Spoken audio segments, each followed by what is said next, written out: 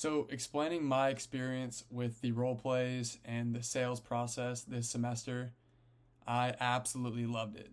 I thought it was such a great idea by the professor to implement something like that.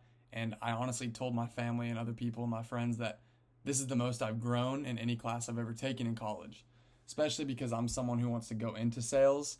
So, really learning how to put myself in a position that I'm not used to being put into and have to adapt and learn how to have these detailed sales conversations, which is something that I've never had to do before.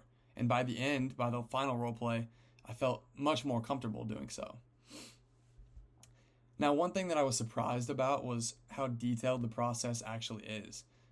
I always thought as a kid that the sales process was really just some guy coming up to you who just wants to push something in your face and try to manipulate you or persuade you to buy the product. But in reality, it's all about problem solving. It's about helping them and helping them to the best of your ability.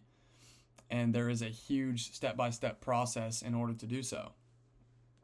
Now, the learning the ins and outs of focus was something that I thought was a little bit harder than what I had expected at the beginning of the semester, because I feel like we had a kind of a short period of time, only one semester, to really know everything about focus, and being able to translate this into a full sales conversation when there's going to be objections. That was a little bit difficult for me whenever I got some objections, just because, I mean, this is a product that I've only been studying and learning about for a couple months this semester, and you got to really know how to make the buyer understand that these objections aren't actually going to be severe.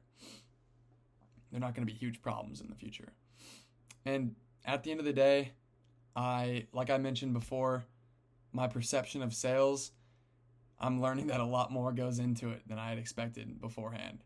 There's a detailed process, like I mentioned, and I never really understood the fact that you would wait and ask questions and really get into somebody's business and get their implications and their motives before you even mention the product. That's something I never would have expected, and I feel like I've learned so much from learning to be able to do that.